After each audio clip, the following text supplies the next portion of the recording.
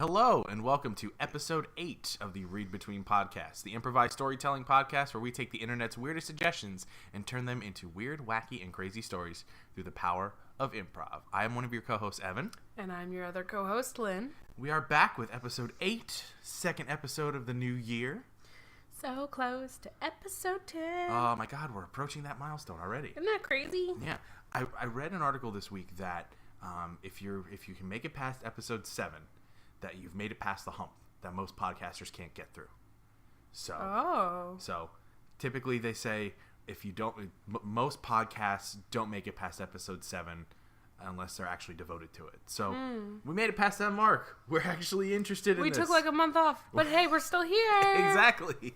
We're back and we're back on schedule. We're back on doing this on time and getting it out to you guys. Also, just to show how committed we are, I have been disgustingly ill for like a week. You have. And I'm here. Yeah. Hey. You were actually at the doctor's office earlier this week because you just couldn't deal with it anymore. I was at the doctor's office. I was at the dentist, and I was like, hey, I think this infected tooth of mine has like caused me to have an infection in my body. And they were like, yeah, no, that's not. We looked at it through x-rays and stuff, and it's not that bad. But, like, as soon as they took out that tooth, I stopped having, like, the shakes, and I stopped getting cold. Hey, so there you go. I think it was doing something to me. It was doing something to you. And then, like, for the rest of the week, I just was gross and phlegmy and coughy, and I have this cough medicine that tastes like liquid baby wipes. I've been telling her that the more odd the liquid looks and the more orange it looks, the better it is for you. Well, this is baby pink. Oh, it's baby pink. And I remember untwisting it because I couldn't smell at the time, and I smelled it. I was like, oh, I can't really smell anything. This is going to be fine. 2 teaspoons later, I'm like, wow, you need a chaser with this drink. Yeah, and unfortunately, you can't drink alcohol, so. Nope, because I'm on amoxicillin on top of being sick. Oh, double duty. Double duty for you. Man. Well, it's good to have you here. Glad you're up and about. Glad you're not asleep. Oh, man. Well, remember the night, like, when I first took that cough medicine? Oh, yeah, I passed out for 12 hours. Yeah, she was out for a long time. Every time she would wake up, she'd look at me and she's like, was I asleep? And I'd be like, yes. And I went back to bed. Yes, you were. And I started at like 7 p.m. and went till 7 a.m. Yep. Heyo. Well, you're a real trooper. Glad you're here. I am a trooper, goddammit. Yes, you are. And we're here to tell some more stories this week. Heck right? yeah. Yeah. So for those of you that may be new or haven't checked this out in a while, basically what we do here is we take stories from the internet, be it things that we find strange articles that have weird headlines that are actually true, or randomized book titles, and we'll take those suggestions and we'll create the stories of those titles and headlines, and we'll do it all off the top of our heads. That was a long-winded explanation for really what we was. do here. That's longer than you normally take. Yeah, let me condense that. We make shit up based on the internet. That's pretty easy. That's the long and short of it. And if you want to send us any titles or wacky articles, or if you have an idea for a story, just email us at readbetweencast at gmail.com. Yes, we'll go over all of that stuff later on in the show. But to start us off, Lynn is gonna peruse the subreddit r/nottheonion and pick out some headlines for us that we'll then decide which story we want to tackle. So, Lynn, what do you got for us? A Massachusetts man profanely defaced his own barn to get back at a neighboring pizza shop. He defaced his own barn to get back at a pizza shop nearby. Okay, huh. So, I mean, I'm not a big believer in that, but basically he was like, I hate that place. I'm going to destroy my property. Okay. To punish them. Huh, okay. That's interesting. Okay. Right? Yeah, all right. Giant dumpling monument unveiled in rural Russia. Oh, those Russians. Putin is always trying to make himself different. And I think this dumpling sculpture is no different. Okay, this one's just kind of funny, like the way it's worded. Okay. Tobacco giant says it wants to give up cigarettes. Ah, okay. Yeah, I think I heard that. I heard of that article this week. Okay, I'll do another one then. Yeah. Alcohol level in air at fraternity party registers on breathalyzer. Oh boy, That's strong. that's a crazy party. Yeah, that must right? be going on. Yeah. Okay, so the first one we had was the man defacing his own barn to get back at a pizza shop. Yes. The second one we had was about the Yeah, just scroll up a bit. was it the tobacco? I think. Yeah. Yeah. Yeah, it was the tobacco giant. Yeah. And then the third one was the blood alcohol level. I like that sabotaging your own barn for the pizza shop. Yeah. I think that's Okay. I think that's a good. I think we can. Wow, that was a hard one this week to find stuff. Yeah, that was a tough one. Yeah. So I've never been that silent for that long. all right. So without further ado, let's tell the story of this man who defaced his own barn to get back at a pizza shop. So Jerry has never been a fan of pizza. Like, he is in the minority who think that pizza all around is just, it's overhyped. All it is bread with pasta. Wait, that's not pizza. Well, I mean, let's be clear. You can put pasta on bread and make it a pizza. CC's has mac and cheese pizza, Okay. which I've eaten and is actually not bad. He used to work at CC's. I did used to work at a CC's Pizza. Yeah, not a great experience. Not a great experience. But anyway, he was like, it's just bread with some sauce and cheese on it. Like, it's not top tier food. He's more of a steak guy. Okay. And this local pizzeria has been really annoying with the little coupon ads that they send to everybody in the mail. Yeah. This was the local Pizzarama. Now Pizzarama in Jerry's neighborhood, he's I think it was from Massachusetts. Mm-hmm. So his neighborhood in Massachusetts has about 6 Pizzaramas in a 5 square mile area. Mm-hmm. So he would constantly be getting coupon books for the Pizzarama chains around him. And every other week, it's the same coupons. Nothing different, no new specials or anything like that. And he's made it a point to go to the original Pizzarama, where the owner of the chains, Gino Pizzarama, lives, or he lives in the pizza shop. Yeah, obviously, because that's his life. Yes, but Gino Pizzarama didn't really care for Jerry's antics. He started to make a big scene in the shop because he didn't want to see any more coupon books, and Gino kicked him out, and it was a whole big mess. Yeah, it made local news. It made the newspaper headlines, and really it's just because Jerry didn't want the coupons. He wanted them to take it back, and of course the girl behind the register was like, "Yeah, I can't take those. You're supposed to use them, not me. I get free pizza." Yeah. And he was like, "Well, I don't like pizza. What do you want me to do with all of this pizza coupons?" Well, and on the other end with Jerry, he loves steak so much, but the problem with Jerry is that nobody offers coupons for steak dinners. Nobody does. Mm-mm. All the big steak houses, they're never offering coupons for their like biggest cuts of meat. Because when Jerry goes out and he gets a steak, if he goes to like a Texas Roadhouse, or if he goes to like a Ruby Tuesdays or something like that, or if you live in New York, you'll know Peter Luger Steakhouse. If you go there and he goes to get the biggest cut, you never get a coupon for that. You never get a discount. He tried to fool a couple of steak places nearby. Mm-hmm.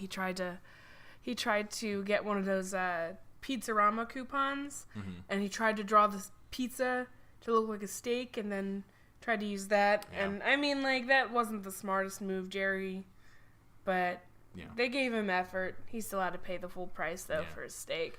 Yeah. So I give him credit. Believe me, if I'm always trying to find a way to find deals, but on a meal like that, it's darn near impossible. So Jerry was finding it very difficult on both ends of his problem, not being able to get coupons for his favorite food and getting too many coupons for his least favorite food.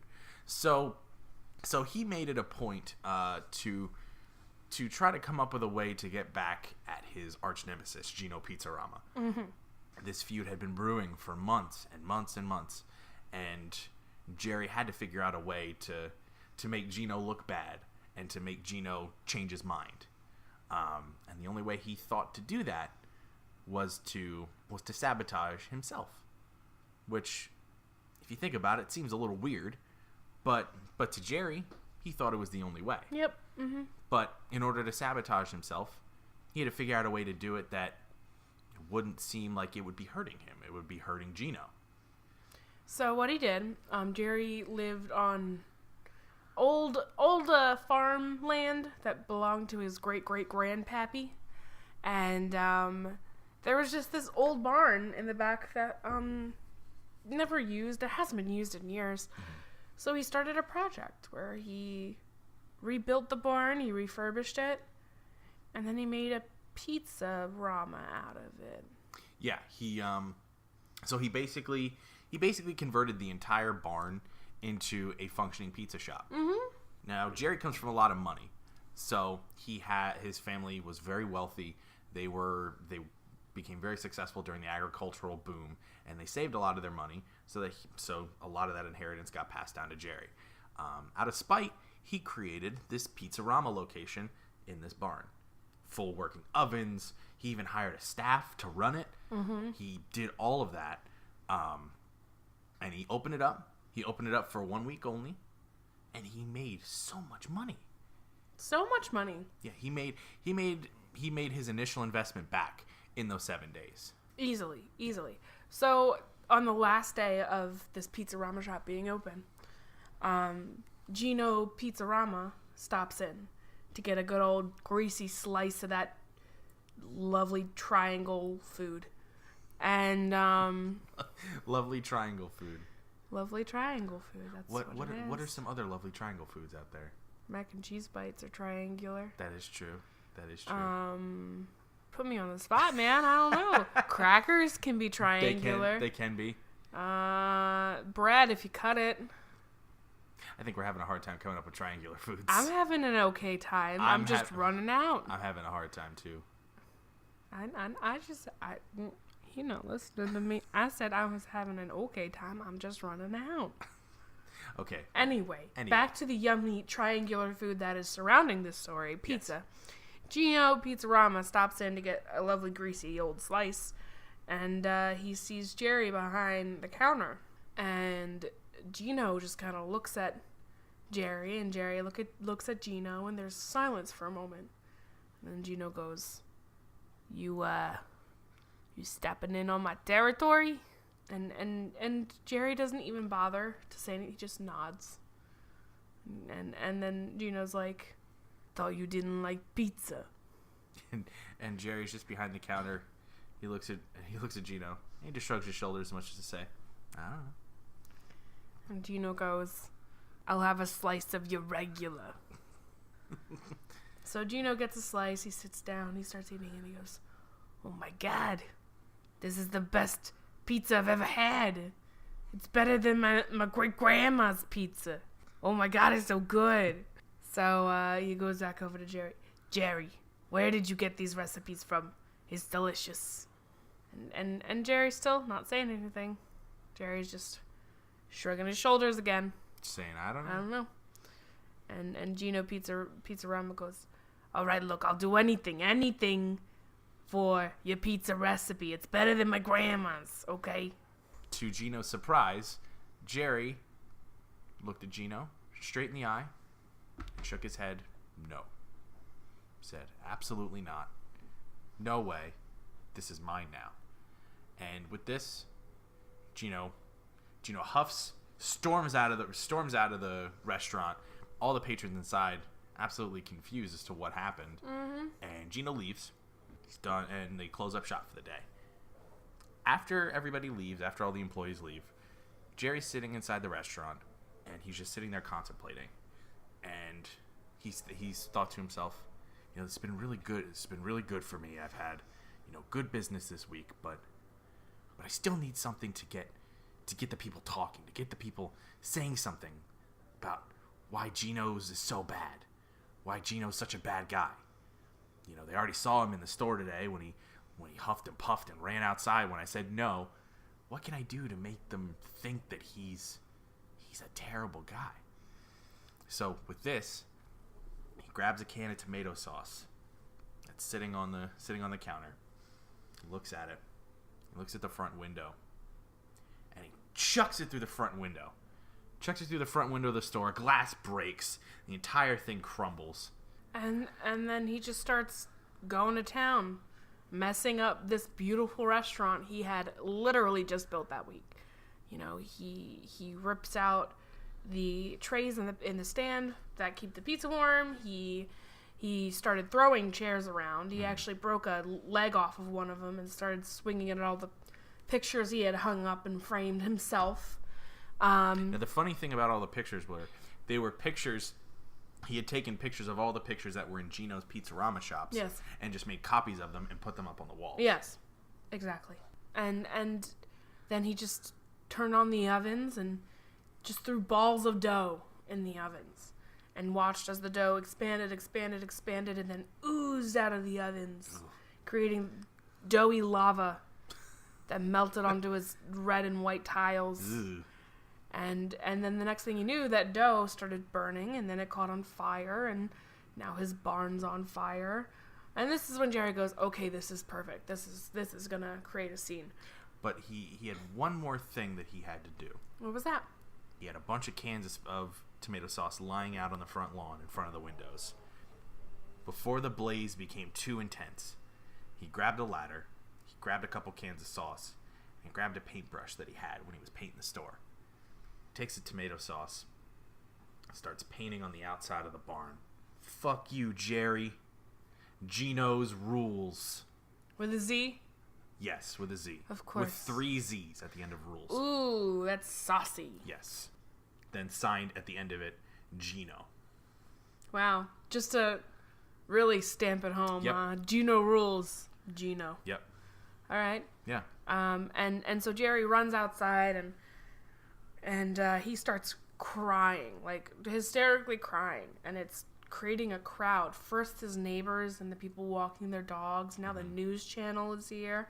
And Jerry's telling everyone, look what Gino did. Look what it has his name on it. He did it. Yeah.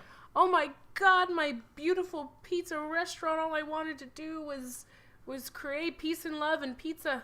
Eventually, Gino's customers, his loyal customers, they decide, no more Ginos.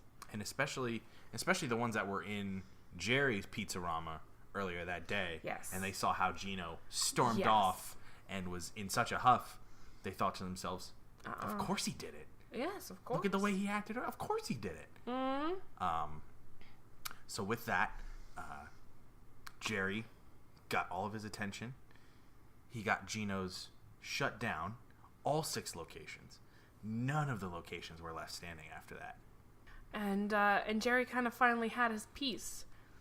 And he decided to kind of revel in his success by rebuilding his Pizzarama again and creating pizza, ironically.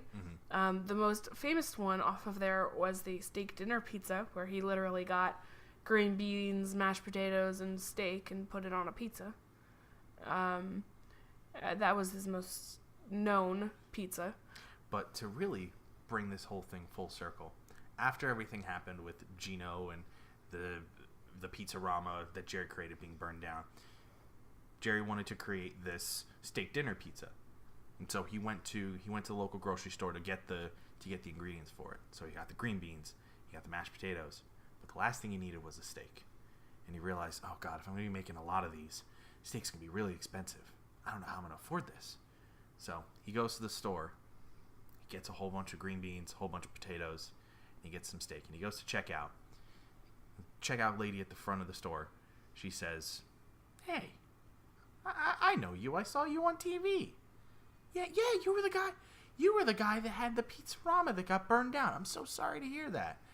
And Jerry says, of course, yeah, that's me.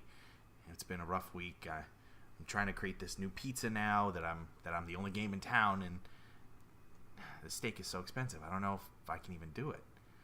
And she looks at him. She takes the steak. She takes it over the scanner and puts it right in a bag and says, this is on us. You come back here whenever you need steak, and it's on us. And I think at this point, Jerry's kind of feeling a little guilty, because now his rivalry has gone outside of its little walls. You know, now it's moved past just him and Gino. Everyone else is involved because he planted this lie and let it grow like a beautiful, gross flower.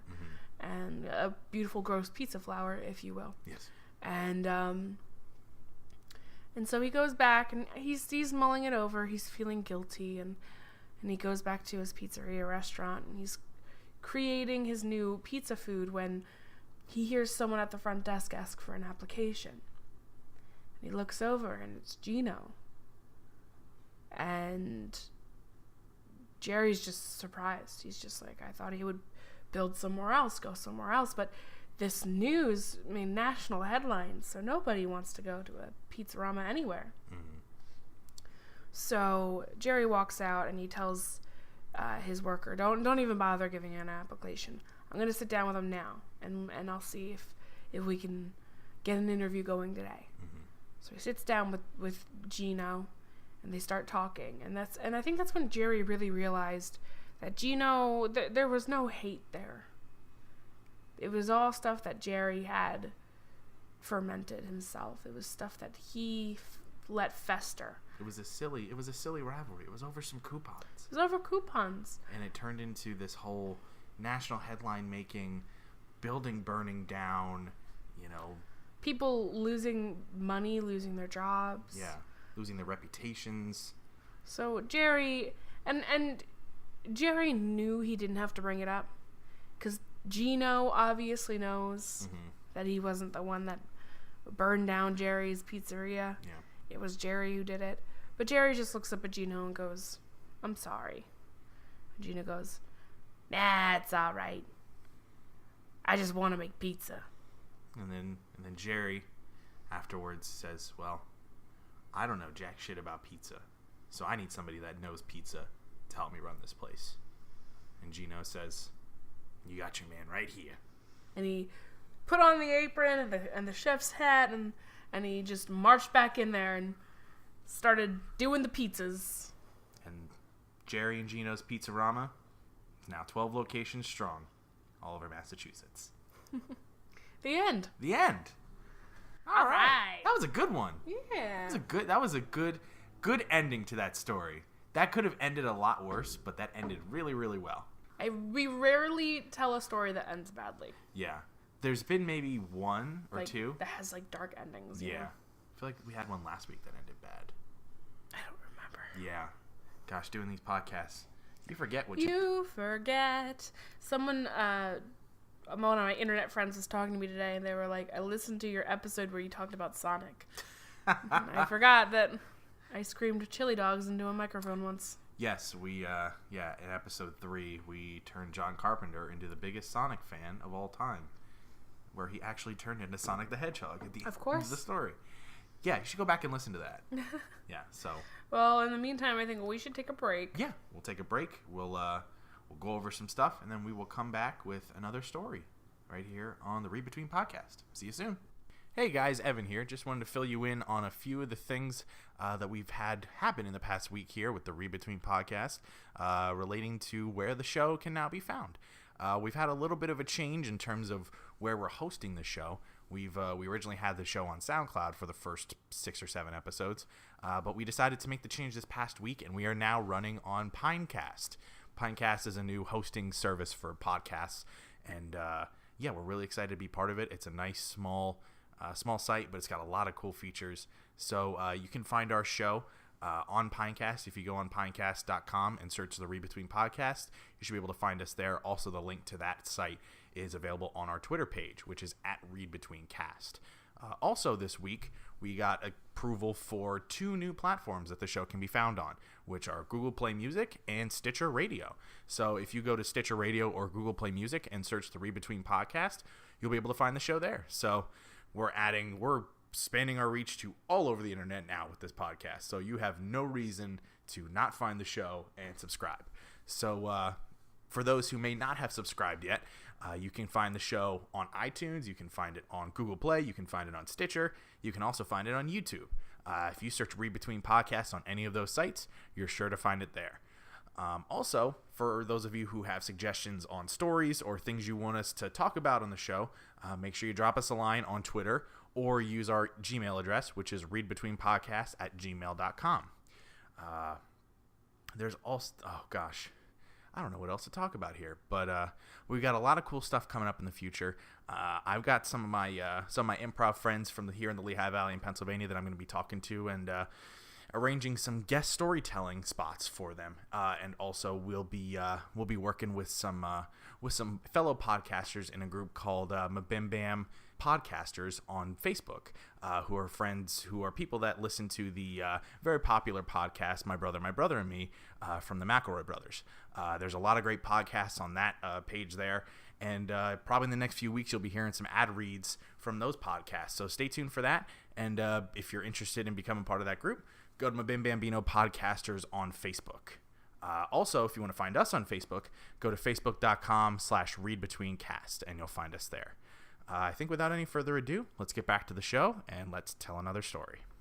All right, and we are back. We are back for the second half of episode 8. Yeah, I'm far away from the mic. Back with the second half of The Last Jedi. No, wait, that's the other episode 8 that's come out recently. Yeah, that was a lame joke, by the way. Yeah, I know. Even though I'm a comedian, I make bad jokes. Oh, really? I didn't know living with you. Okay, so for the second half of the show, for the second half of the show here, what I do is I use a website called fantasynamegenerators.com, and they have what's called a book title generator, which will give us a whole bunch of different genres, and we'll randomly spin on those genres, and we'll get some randomly generated story titles. Yep. And then we will choose which one of those stories we want to tell. Yes. All right. So, Lynn, would you like to hear the choices in the humor category? Sure. All right. So let's spin. Okay. Here's one. Farts setup. Okay. It's random. I don't know where it comes from, but it's random. Okay. Okay, that's one. What's the next genre you'd like me to spin on? Sci-fi. Sci-fi. All right. So let's do 1, 2, 3. What's the story we see? You made that joke last time. No, well, this is a different one. Girls with a UFO. They just carry it around in their back pocket? I guess so. We don't know. We'll have to. We tell the story. How about the mystery? The mystery. Mystery category. Okay. So 1, 2, 3. What do we see? Corrupted by the river. All right. So we have fart setup, girls with a UFO, and corrupted by the river. I really like girls with a UFO. I think girls with a UFO is a good one too. Okay, good. We can have some fun with that one. All right. So sounds good. So without further ado, let us tell the story of girls with a UFO.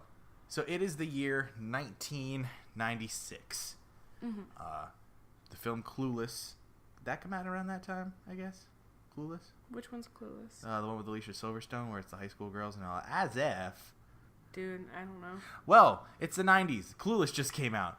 And legions of girls are now becoming these characters in real life. Or they're now seeing how they're portrayed in a film as they actually are in real life.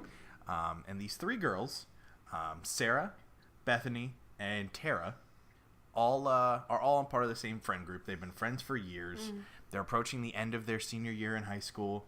They're about to go off to college. It's a really rough and tumultuous time for all of them. And they spend weekends together. They do all sorts of things. They talk about boys. They talk about their future. They talk about all this stuff. And but they feel like they're lacking something in their friendship. They feel like there's not enough mystery or excitement anymore because they've been friends for 15, 16 years now. Mm. So they all decide to go out hiking. They hear that the nearby woods, they have some great trails, and so there they go, and they're like, yeah, why don't we go out hiking, find ourselves and stuff. Mm-hmm. So they all set sail for it, and while they're walking, it's been, let's say, like 2 hours on the trail. They're pretty deep in the trail, and they hear like a weird humming. Mm-hmm. So they go, okay, like what's that noise? What's humming? And so they keep walking, and it's getting louder and louder. So Tara decides, hey, why don't we follow the noise, see where it leads us? Mm-hmm. And they go, okay. So they follow the noise, and they end up coming across this huge crater in the middle of the woods. And getting closer to it, they see this flying saucer looking thing. And so they all decide to inspect a little bit more. So they climb down into the crater and start poking around, and they find an entrance.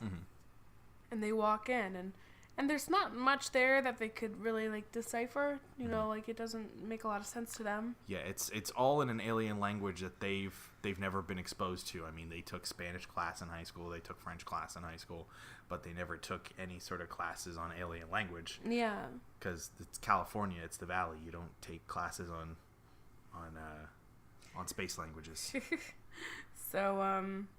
So they finally find what looks like a cockpit, and they head inside, and they see a single gray-green figure behind what looks like flies the UFO, and it's passed out.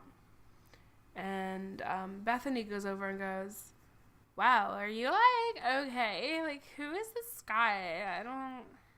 Is it even a guy?" And then Sarah says to Bethany, "Look, I don't know what he's doing here, but we need to figure out what's going on because I need to get home by 6, and my mom's not going to be happy if we don't get back. So let's find out who this guy is, and then we'll go." So they find, like, a stick. Run out, find a stick, they go back in, and they just start poking it. And they're just like, hello, like, who are you? Why are you in the woods? And finally, this thing just, like, wakes up and just looks at them, and they go, hi.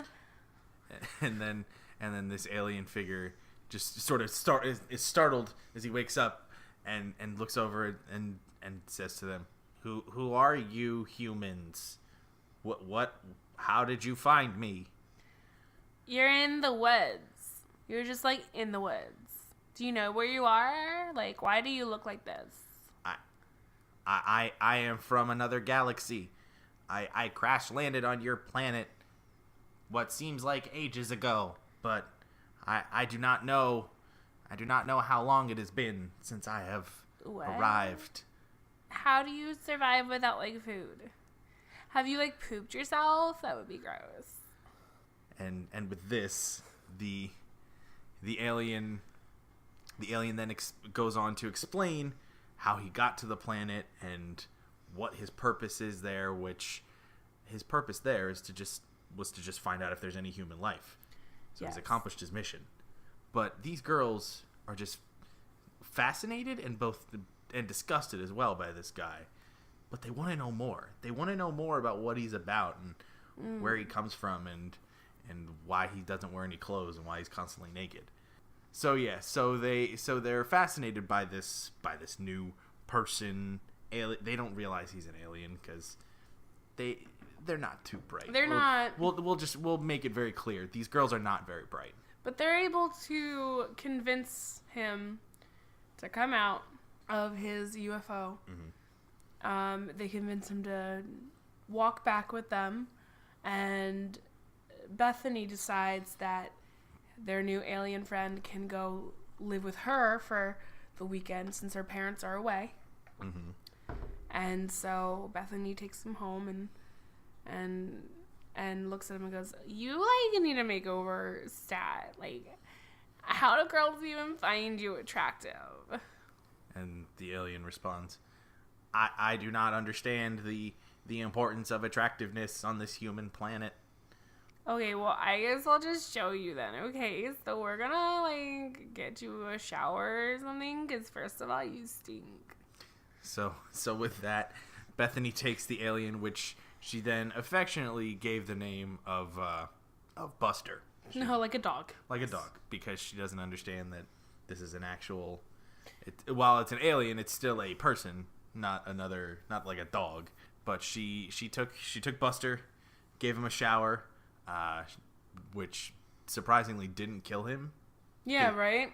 Because he should be having, like, multiple allergic reactions. Yeah, exactly. And then she dressed him in her younger brother's old hand-me-down clothes, which ended up only coming to, like, halfway up his torso. Yeah, it was a lot of, like, short shorts and belly shirts. Her brother wore short shorts? No, like to him, to the Oh, alien. to him, yeah. Because it's like the proportions. Got it, Yeah. They don't match up. Yeah. So, and I don't know, her brother might. I ain't judging. I'm not judging either. I was just... So the last thing, Bethany's looking over Buster. And Buster obviously doesn't seem like he's too into it, but like whatever, I guess. She's looking over Buster and she goes, "You need hair. Bald is weird." Yes. and with that, Bethany goes into her mom's room where her mom keeps her stash of wigs. And then she takes one of her mom's wigs. She takes a short bob cut one, which would look a little more like something a guy would have if he had a weird haircut. And then puts that wig on him, and she then says, "Oh my God, you look fabulous. You look so good. You're ready to go out on the town. You want to like sneak into some bars and get some Shirley Temples or something?" And Buster just says, I don't understand human customs, but I will partake in your activities for the sake of my understanding." And Bethany goes, "That sounds like a yes to me. I'll call up the girls. Yeah." But Buster realizes that he needs to get his UFO back. So what the girls end up doing is they all pile into the car together. They take Buster, they go back up to the mountain, and they get his UFO. Luckily, with Buster's UFO, his UFO has cloaking capabilities, so he can get in the UFO with all of them. He can get in, fly over to the club, park the UFO, and put it in stealth mode so nobody will see it. So it's very inconspicuous. So they end up having a night out in the town, driving a UFO, and they told multiple people that night. So like even though the UFO was cloaked, like, you know, Tara had a little too much to drink, and she was like, "Yeah, we drove here in a UFO, guys. Like, it's so crazy. It's super fast. Like, you wouldn't even believe it." And nobody thought anything of it? Everyone just thought she was drunk. Yeah. Let us reiterate, even though these girls are in high school, let's just say that underage drinking is bad. Don't do it. Okay, well, I was going to make the joke that the Shirley Temples that they were drinking were virgins. Oh, okay. So, that's right. They were going out for Shirley Temples. I forgot about that point. Still, underage drinking is bad. Don't do it. You do you. You do you. I can't say that I didn't drink underage. So. Be responsible. Be responsible. Be responsible. So, the one thing, though, is that Buster was killing it at these clubs. He had the sweetest dance moves. Sweetest dance moves, and he was just picking up girls left and right. Because the thing with women, especially in California and the Valley, is that they like mysterious guys. Have you ever seen an episode of like Beverly Hills 90210 or something like that? No. All the girls like the mysterious guys, the bad boys, the ones that you don't know much about. They're mystery. That makes them more attractive. So seeing this guy with weird looking skin, his eyes are like giant diamonds, and then like wearing a wig with short shorts and crop top. Yeah. They were like, "I'm in." Yeah. So so they leave the first club, and like 2 more girls are following Buster.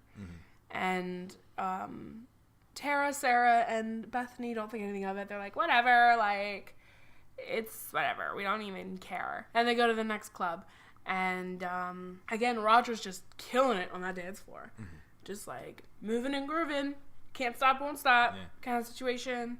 And then it gets to a point after a while where Buster feels the need that he likes one of these girls, and he's gonna go off and hang out with them, leaving Sarah, Bethany, and Tara to fend for themselves.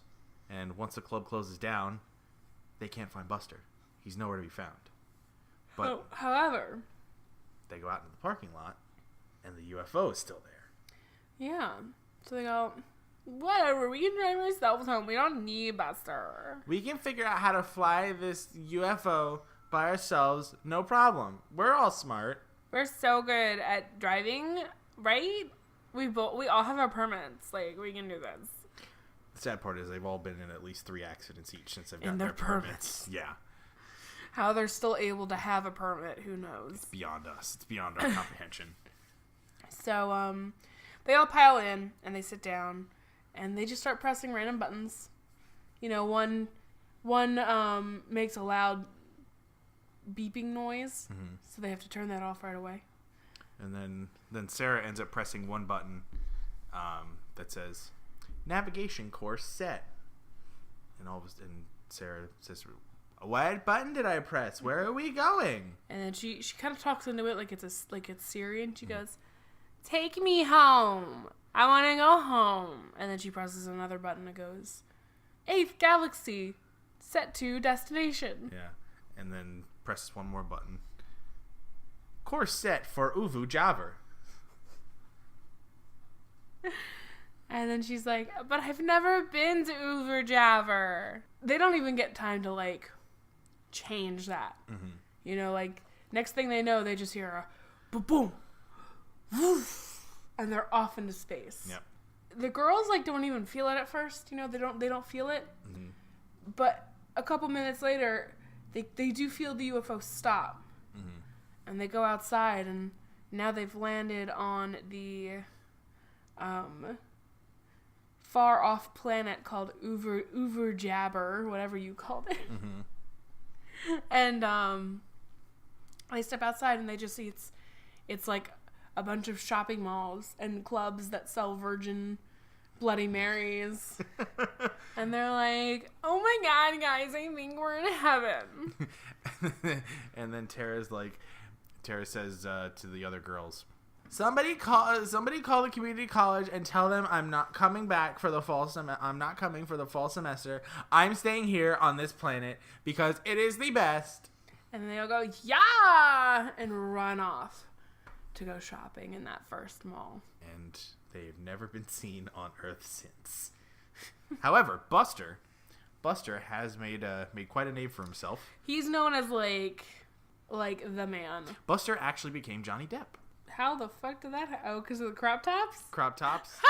And he started wearing bracelets too. And big sunglasses. Yep, yeah, because the actual Johnny Depp, after he did Edward Scissorhands, was like, nah, I'm done with this shit. But then they found Buster, and he was a fine replacement. He looked weird enough, and yeah. So now the Johnny Depp you see, and no, the Johnny Depp you see today is actually Buster, the alien. Buster the alien. Yes. The end. The end. Jesus. Oh God, that was a weird one. That was a weird one. I think we knew going in. Yeah. When girls with a UFO, you know you're gonna get that kind of story. All right. Well, that was a fun little set of stories. Fun little trip. Yeah. Fun little trip in our favorite rocket ship. Only it's a UFO. Oh, yes. All right. Well, Evan, you want to shamelessly plug yourself? Sure. So I am on Twitter with the handle @E_Williamson93. You can find me tweeting all of my goings-ons, which is not much, on there. Yeah, you can find me there. I'm trying to tweet more and trying to do more on there, so keep an eye out there. Also, if you're ever in the Lehigh Valley area of Pennsylvania, I perform improv comedy with the team Family Laundry on the second and fourth Saturday of every month at the Improv Comedy Power Hour in Bethlehem at Steel Stacks.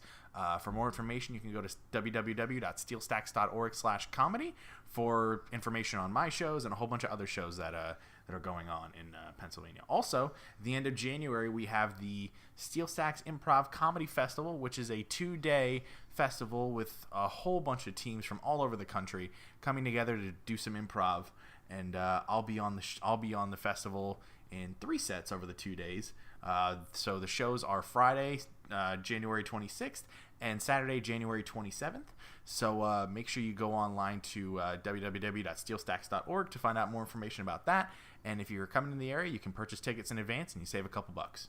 So I think that's it for me, for my shameless plugs. Okay. You can follow me on Twitter at AnnLynn, AYNNELNN. I'm also on Twitch. Hey guys, what's up? I'm on Twitch. That's also twitch.tv/AYNNELNN, AnnLynn. I tweet a lot, and whatever I do on the internet and whenever I do it, I normally post it on my Twitter. So just follow me, man. Like, it's a cool time. It's a cool, fun time. You can follow this podcast on Twitter as well, at readbetweencast. Readbetweencast. Oh, I'm sorry. At readbetweencast. Cast.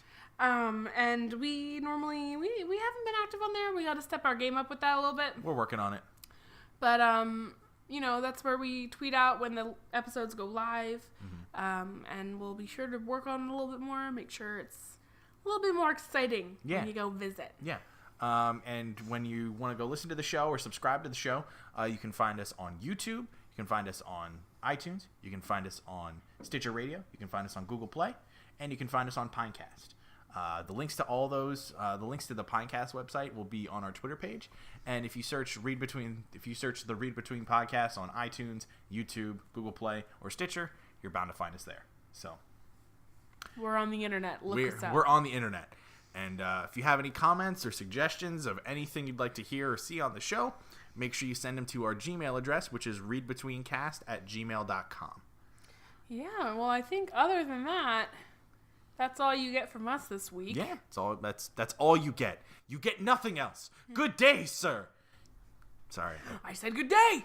I channeled my inner Willy Wonka there for a minute. Apparently. So I think that's it for us here at Read Between HQ. Thanks for listening, and we will see you guys next week. Bye. Bye.